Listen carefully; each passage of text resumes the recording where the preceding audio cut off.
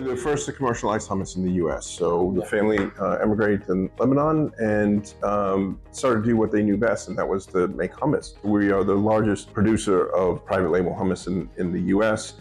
In addition to our branded product, we are well known in the industry for our safety practices and processes. As we have gone out to see customers over the last few years, we make sure that we have our pita chips with us each and every time. And each time we do, we get folks asking us about it. So hence the development of the pita chip rack that we work with you guys on. Our first big hit came at a local retailer that was looking for about 300 racks to be placed in Delhi. And so, you know, I had a previous relationship with Border, and we had our local account manager reach out to them, and I think connected with you, Zach, and from there we built a relationship.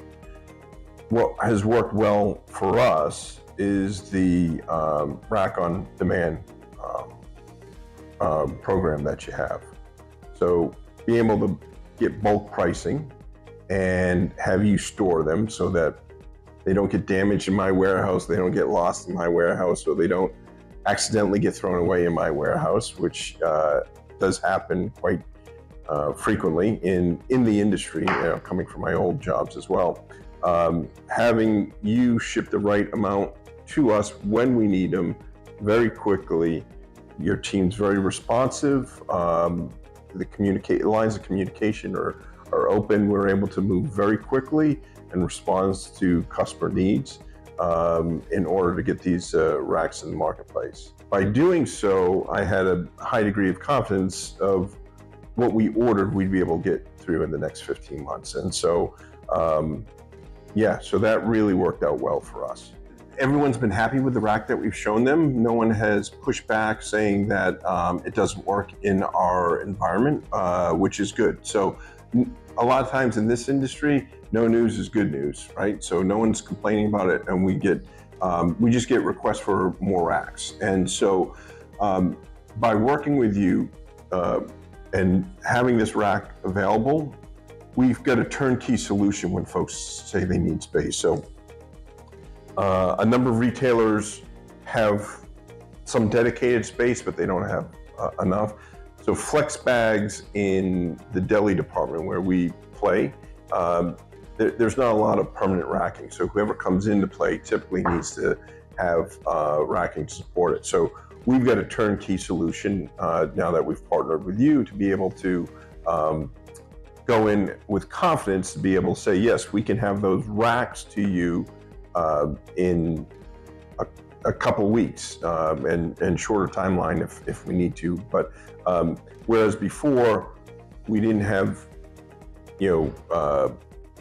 we'd have to wait for a purchase order, and that can take up to 12 to 16 weeks, and because we didn't want to commit. The rack, because we're able to put the messaging on it and our own branding, that we've got point of sale at point of purchase, right? So we're able to communicate the message that we want to land with customers at the point of purchase, which is really key, because even with all the online shopping, a majority of those trips are still done in store. And when you're seeing a new product, being able to communicate the brand messaging is key, and the key attributes. And we're able to do that with the signage that we have on the sides and the top and the shelf strips of the rack that you guys provide us.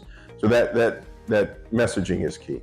Yeah, we actually produce in corrugated knockout boxes, but what we found is a few things.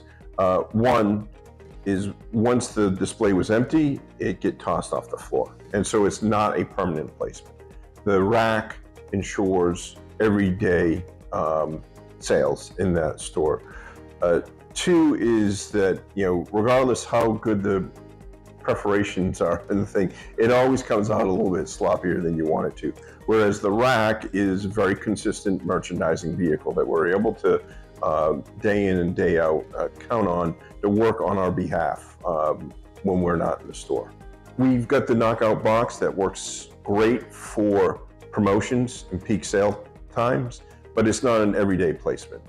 This is an everyday placement. This, when it's not on sale, when we're able to drive full revenue sales with this, those typically can't be on the floor unless they have a reduced retail. So, if you're building your base business, the rack is the way to go. The points of distribution have driven our sales, but we were confident in, as we sold new customers, that we would be able to get rack placements very quickly, and that be able to have that certainty when you're in there selling enables the customer to say yes more quickly. Having the displays on demand enables us to, have a virtual inventory that we know that we can go sell against any of our key customers. Communication with Bordertown has been flawless. I mean, we're very open lines of communication. Whenever I call, I get a quick response.